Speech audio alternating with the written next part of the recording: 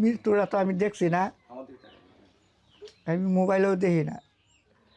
এমনি যারা মোবাইলে দেখে যারা মানে আর কি কথা কয়, তোর মনে হয় যখন বুকটা ফাইটা যাইতেছে।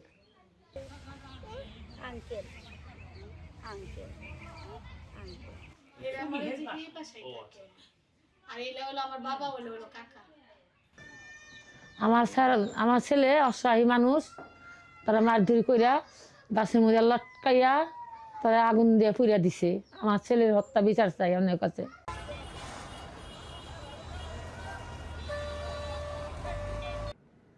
কেউই রেহাই নাই। এবং এইরকম একটি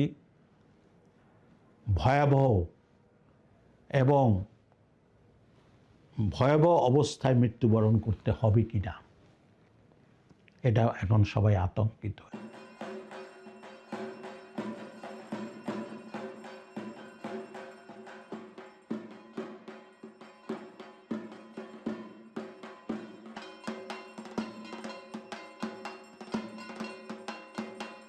আমরা গণতান্ত্রিক প্রক্রিয়ায় অংশগ্রহণ করতে চাই, কিন্তু আমাদের যে চলমান যে সহিংসতা, চলমান যে বিচারহীনতা, এই যে মানে দেখা যায় সপ্তাহ একটা না একটা ঘটনা আসি, সেই জায়গাটায় আমরা ভীত, আমরা সন্ত্রস্ত, এবং কখনো কখনো কোনো জায়গায় মাইনরিটিটা অস্তিত্ব সংকটে।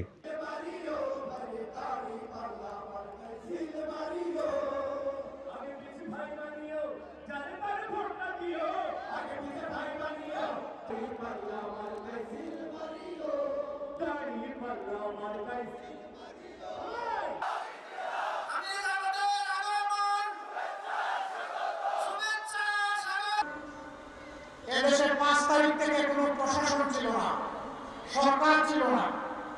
আমাদের কর্মীদেরকে বলেছিলাম এবার স্বেচ্ছাসেবী হয়ে জনগণের জীবন, ইজ্জত এবং সম্পদের পাহারাদার হয়ে যাও। আমাদের লক্ষ লক্ষ কর্মী সারা বাংলাদেশে সমস্ত ধর্মের প্রতিষ্ঠান, সকল ধর্মের ভার্নারেবল হাউসেস এবং যাদের পোটেনশিয়াল রিস্ক ছিল ক্ষতিগ্রস্ত হওয়া, তাদেরকে আমরা পাহারা দিয়েছি।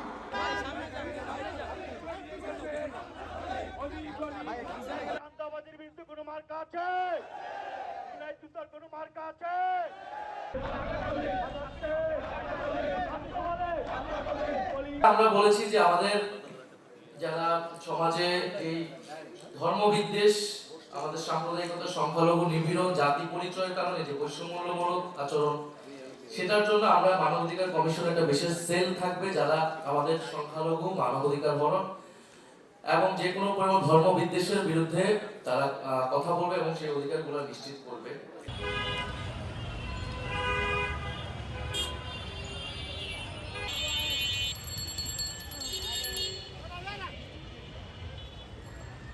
এমন একটা দলের সাথে তারা হচ্ছে জোট করেছে যেই দল হচ্ছে প্রধান সর্বোচ্চ ক্ষমতা কোনো সময় নারী নিতে পারবে না, সেই ধরনের দলের সাথে রাজনৈতিক জোট করেছে। এবং ওই দলটা 1971 সালে তার সেই দলের ভূমিকা হিসেবে খুবই প্রশ্নবিদ্ধ একটা ভূমিকা ছিল।